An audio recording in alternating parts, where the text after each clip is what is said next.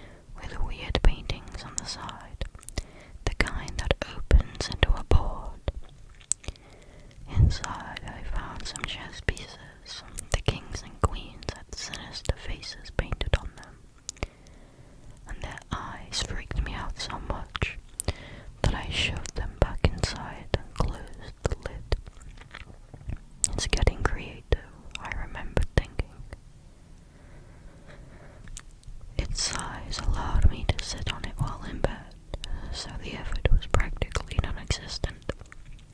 I took it upstairs and got to work. Around 2 a.m. my doorbell rang. Nothing out of the ordinary. It rang and rang. Then I heard desperate bangs on the door, and then silence. Then footsteps downstairs. I knew it was trying to trick me, but it was still freaky and odd. Thump, thump, thump up the stairs. I was glad I'd closed my bedroom door. It somehow made me feel safer, even if I knew that the real threat was inside the chess box I was sitting on. The footsteps stopped in the hallway.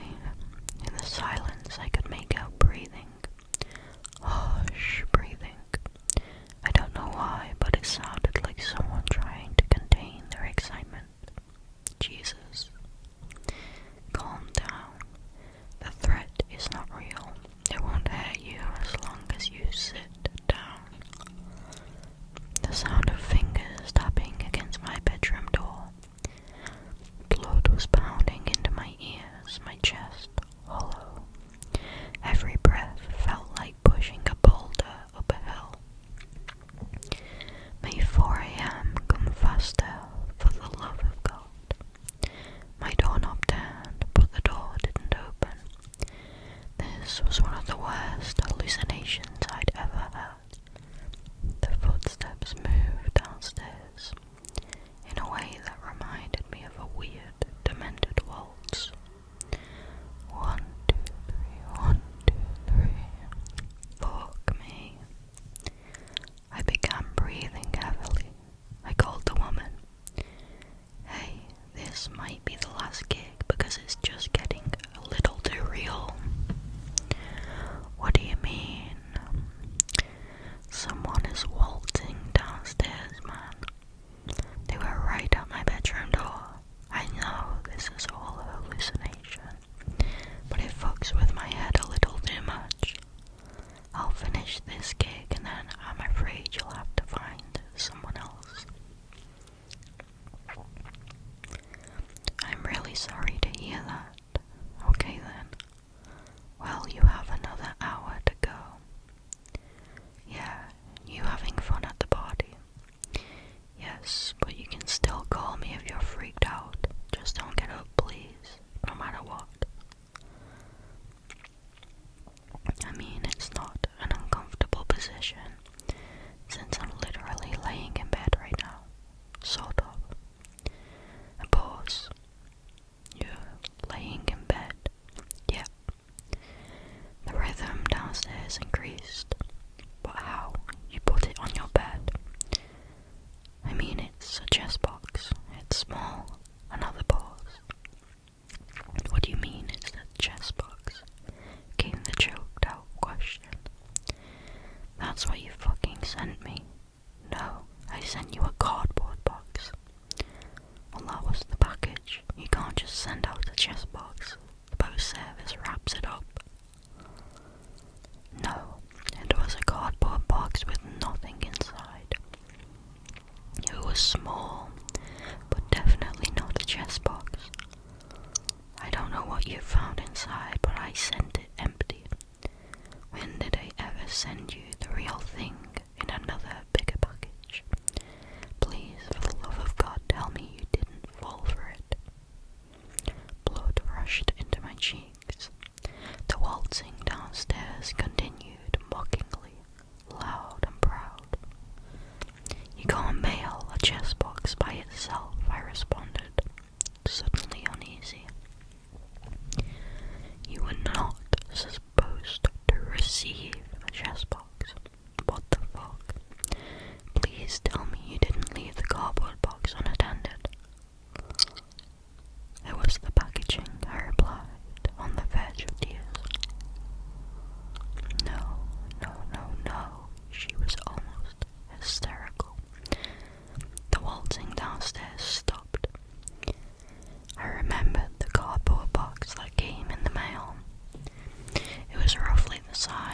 chest box inside. Every single thing I'd sat on before had been empty. I was suddenly unsure of what I'd been sitting on for the past 3 hours. What if I'd hallucinated that the real box contained another one inside? That had never happened before. Was I truly sitting on nothing now? A long, teasing whistle broke the silence.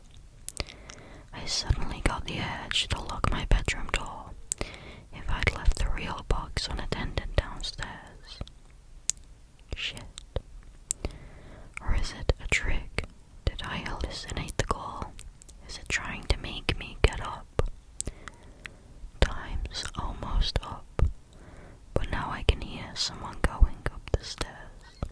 What do I do now? What do I do?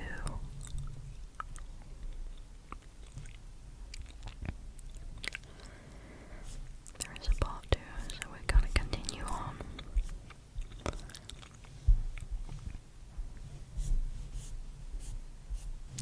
As I was typing the previous post, the footsteps got closer until they reached my bedroom door. My heart was pounding in my chest with a force that knocked the air out of my lungs. I looked over some comments and decided to trust my gut. If the real box had been left unattended downstairs, there was nothing I could do now.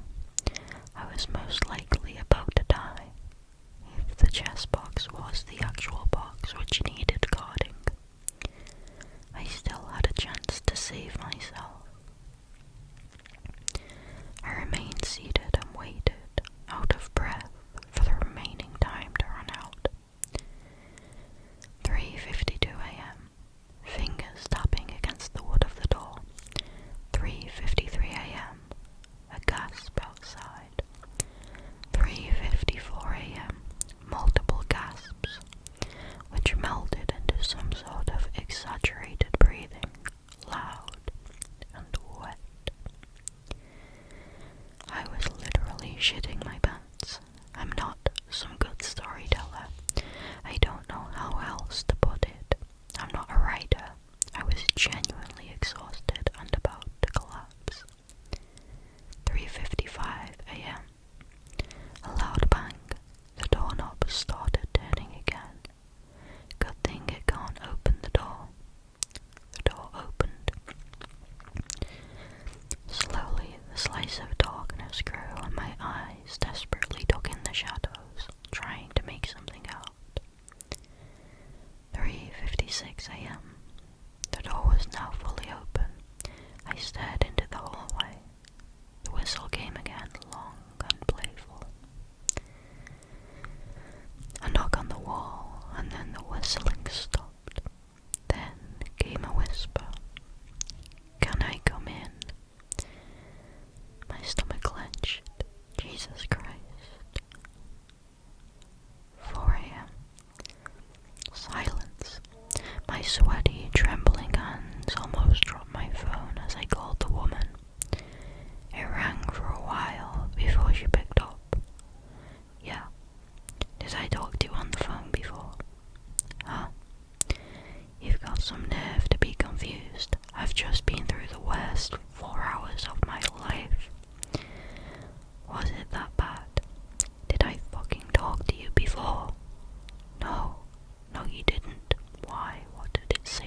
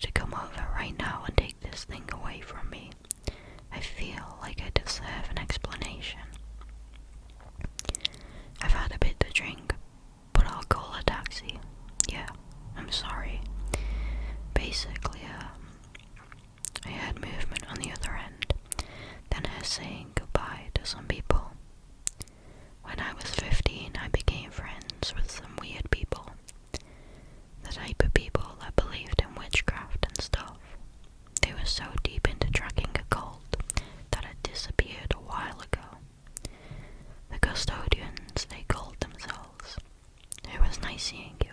Yeah, no, I'm heading home. And they vanished or just hid from the public eye. They worshipped a witch, the marrow seamstress. They also thought that your soul could be found in your bone marrow, and the seamstress would sew souls back together, make them immortal or something. I wasn't too involved in any of that, but I played along. Anyway, one day I get a call from my friend and he says they're going to do this ritual. He brings in this box and claims that some custodian killed himself and his soul is trapped inside. He says, Layla, maybe we can train him to teach us how to become immortal. Summon his spirit or something. I was like, dude, you're nuts. But he explained that he got it from some other shady dude, and it came with instructions. And then he told me what I already told you. Sit on the box. He said I was stalling it until he was ready to face it. I still don't know why the packages keep changing, why they come in different shapes and sizes. Maybe to trick you, but he tried to train the thing inside. Talk to the thing. Well, the first night he tried to talk to it was the night he disappeared. I haven't heard from him since. The other members of the group took over the mission and they all disappeared one by one. Until this girl Kate came to my door, desperate. She'd witnessed what had happened the previous nights and was absolutely hysterical. She said that whatever was inside the box was no custodian, no ghost, but a demon with many faces. The marrow seamstress was one of its names, but in reality it had no gender or appearance. There was no way for you to talk to it. We took turns looking over the box. One night she was the sitter. She called me asking if it was really me outside her home. She disappeared the next day, and that's when I knew two things. That I was the one who had to look over that shit, and that it could trick you. It tricked me once too. And as I said, my boyfriend went missing. It was a whole mess. I had to move states. I was investigated for years. I can't escape from it, and I don't know what happens to me if it gets out. Mind you, I was listening to this bullshit at 4 a.m. in the darkness. I had a terrible, terrible feeling of being watched. Layla arrived around 20 minutes later. She took the chest box. Listen, I know it's creepy as fuck, but as long as you don't stand up, nothing really happens. I can pay you more to watch over it if you want. You know the drill now. It could be easier for you. My life is in ruins. I can't miss a night. I can't marry, have kids, rest. I'm talking up to 1K for those 4 hours. If you take it for a full week, I could pay you 10K. It sounded incredible. I still couldn't accept though. I was not going to mess with this shit more than I already had. That whistling was still imprinted on my mind, and I knew I'd hear it in my dreams for weeks after this incident. I'm sorry. I really don't want to be involved anymore. Okay, I understand. Before she left, I had one final question. Hey, why did it automatically transfer to you after Kay died? I guess it picked up my scent. It can do that, you know. If you witness someone being taken, or if there's two of you and one dies. So if you die, her expression was completely blank.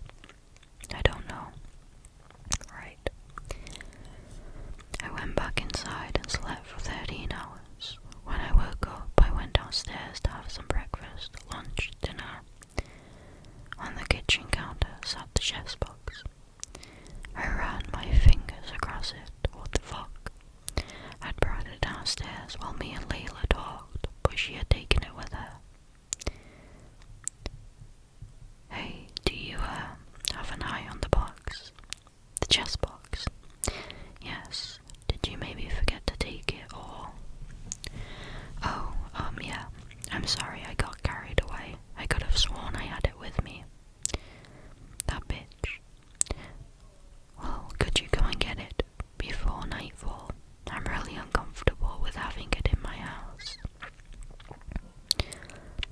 sure, I'll be there in 5. Okay, I waited 15 minutes, 20, 30, called again. Layla, couldn't you just watch it for another night? You really scared me with what you said, and what? It's still your fucking box. I know, I'll just come, I promise. She didn't. I waited 2 more hours, then I took the chess box with me and drove to her house. She lived in this small apartment on the 4th floor. As I got to her door, a note greeted me. I'm really sorry, I just got scared. I called her again and again, but she never picked up her phone. I began to panic and ask around. No one knew any woman who went by Layla. They gave me another name of the girl who lived there, so I called the police and I reported her missing.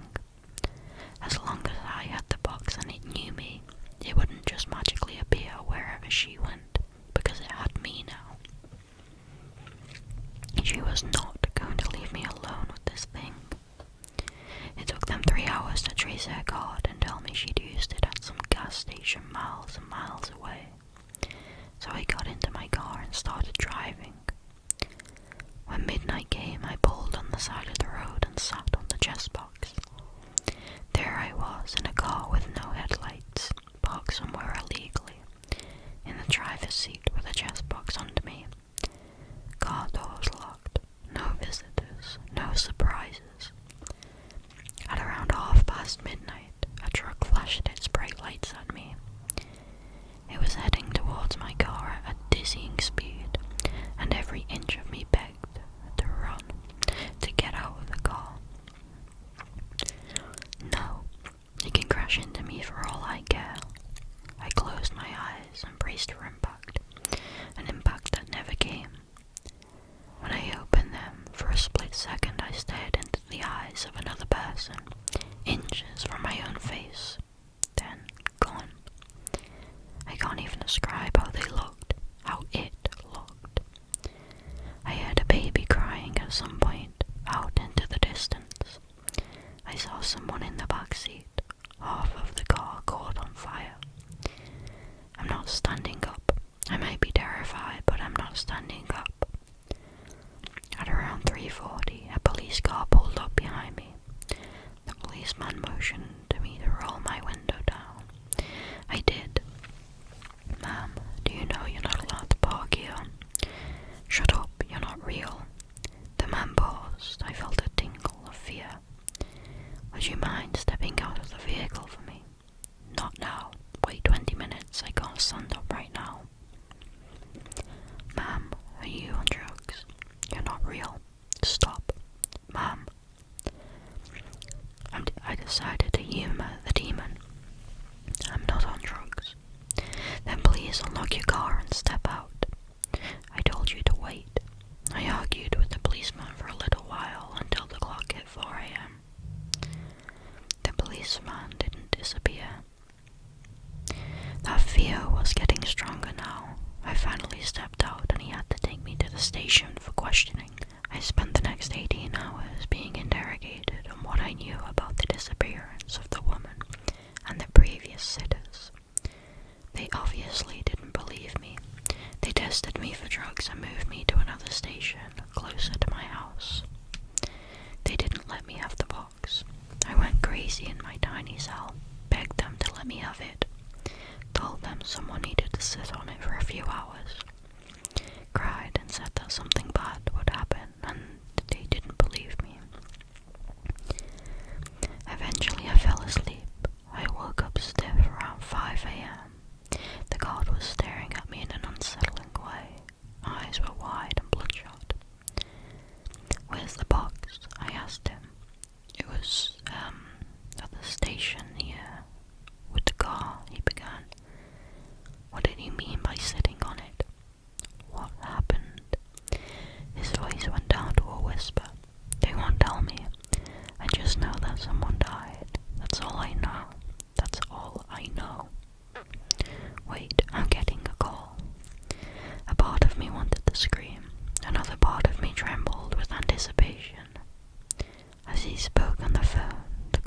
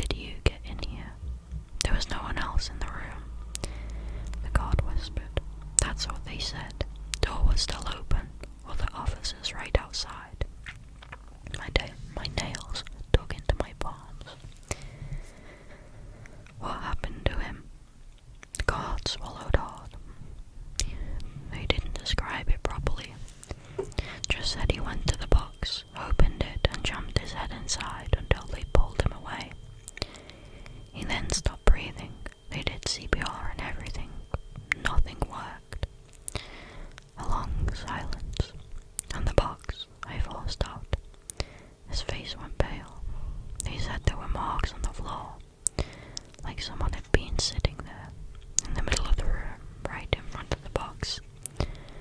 And the officer who died, I really don't get this. They said he went missing. How do you lose track of a dead body? So there's people who saw what happened. If it picks up this scent, I just told you the station was full, so yes, lots of people saw him die. What do you mean sit on it? On the fucking box? A few more hours passed while I explained what I knew. I could see that he was trying to wrap his head around it. But the box wasn't yours now. You can take it away, right? I lied. No. Now the case was fully transferred. It's their responsibility to watch over it now. Eventually he ran out of questions and I was sent home. If I was the one meant to watch over it, if the case was still mine, I would have gotten it back in the mail. That's what Layla claimed happened to her. It's been 4 days and I haven't received anything. I might be free, you guys. I know it picked up my scent. But unless whoever has it now makes a mistake, it can't come back to me. And as the guard said at the station, it was full of officers. If someone does something wrong, I hope it'll just pass to whoever was in that room in order for me to get the gas back.